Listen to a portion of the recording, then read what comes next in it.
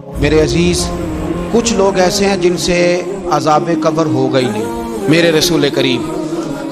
صلی اللہ تعالی علیہ وسلم نے ارشاد فرمایا کہ جو اللہ کے رستے میں شہید ہو گیا، یہ سنن نسائی میں موجود ہے، اسے عذاب قبر نہیں ہوگا، بلکہ ایک حدیث میں تو فرمایا حساب کتاب بھی نہیں ہوگا، اللہ بغیر سوال جواب کے جنت عطا فرما دے۔ کچھ لوگوں کو لوگوں کی بخشش پہ بھی مسئلہ ہی بنتا ہے کہ کوئی بخشا نہ جائے۔ اور ایک صاحب کہہ رہے تھے جی یہ کیا معاملہ ہے کہ جمعے کو بندہ مر گیا یا فلانا ہو گیا تو اس سے حساب کتاب نہیں ہوگا، اتنے بڑے جرم لوگوں نے کی، اتنے پاپ، اور جمعے کو مر گیا تو بخشا جائے گا۔ تو میں نے کہا جرموں کا بھی اسے حساب اللہ لے لے گا،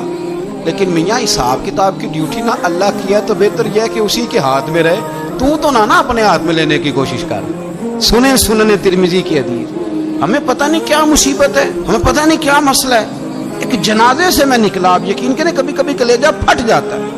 میں ایک جنازے سے نکلا تو میرے ساتھ ایک بندہ جنازہ پڑھ کے نکلا تو کہنے لگا جی پیر صاحب دیکھیں آج کتنی دنیا آئی ہے، حالانکہ یہ بندہ اس طرح کا تھا، اس طرح کا تھا، اس طرح کا تھا۔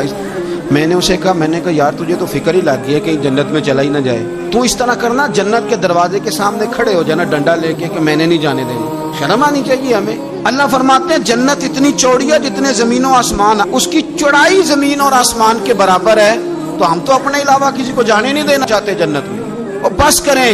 جنت خدا کا فضل ہے، اور اللہ فرماتے ہیں میرا فضل میں جسے چاہتا ہوں عطا کرتا ہوں۔ یہ سنن ترمذی کی حدیث، اور اس کے راوی حضرت عبداللہ ابن عمر رضی اللہ تعالیٰ عنہ،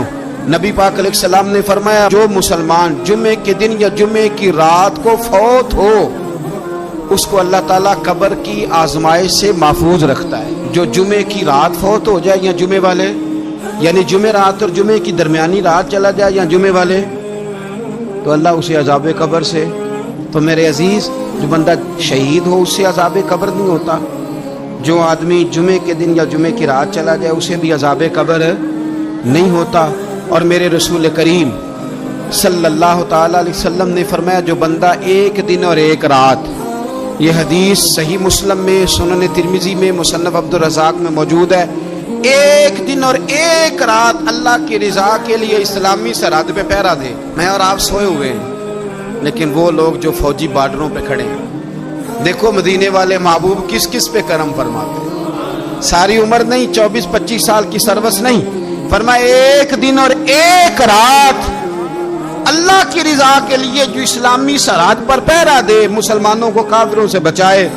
رب اسے عذاب قبر نہیں دے گا، اسے اللہ تعالیٰ اپنے فضل سے معاف فرما دے گا۔ ایک رات اور ایک، آپ کیا سمجھتے ہیں کہ ان فوجیوں کی کوئی چھوٹی شان ہے،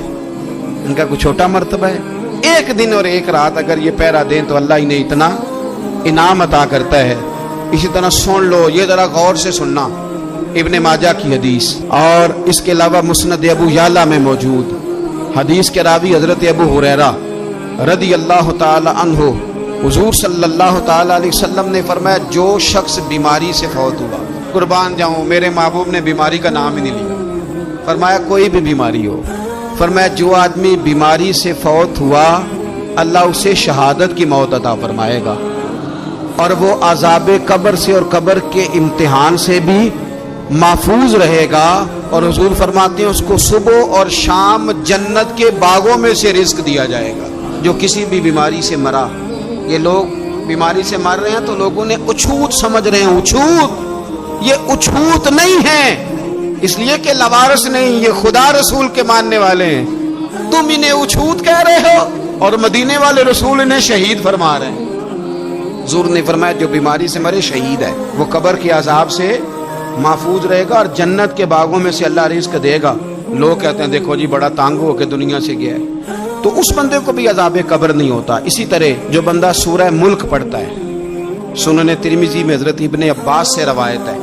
کہ حضور صلی اللہ علیہ وسلم کے ایک صحابی نے ایک جگہ خیمہ لگایا تو وہاں سورہ ملک پڑھنے کی آواز آتی، کوئی بندہ پڑھنے والا نظر نہیں آتا تھا۔ جب حضور کی بارگاہ میں عرض کیا تو فرمایا وہاں قبر تھی، اور قبر کے اندر بیٹھ کے میرا صحابی سورہ ملک کی تلاوت کر رہا ہے۔ اگر ہمیں خسرہ نمبر یاد ہو جاتا ہے نا اپنی جگہ کا، اور ہمیں پتہ ہوتا ہے کہ میرے والا حصہ کتنے کروڑ کا ہے، اگر ساری کہانیاں ہمیں یاد ہوتی ہیں تو سورہ ملک بھی ہمیں یاد ہو سکتی ہے۔ موبائل پہ اس کو ریکارڈ کر لیں، پھر اس کو سنیں، کبھی بھی سورہ ملک میں، اور ہمارے سلسلہ عالیہ میں تو سورہ ملک وظیفہ ہے، ہمارے الوظیفۃ الکریمہ میں اعلیٰ حضرت نے لکھا ہے کہ رات کو سورہ ملک اور سورہ یاسین کے بغیر سونا نہیں۔ سورہ ملک اتنی شاندار سورت ہے کہ نبی پاک صلی اللہ علیہ وسلم نے فرمایا یہ قیامت کے دن اللہ کی بارگاہ میں ناز سے جھگڑا کرے گی اور کہے گی اے اللہ، یہاں تو میرے پڑھنے والے کو جنت عطا فرما یا مجھے قرآن پاک سے علیحدہ کر دے۔ تو رب کریم پھر اپنے فضل سے پڑھنے والے کو جنت عطا کرے گا۔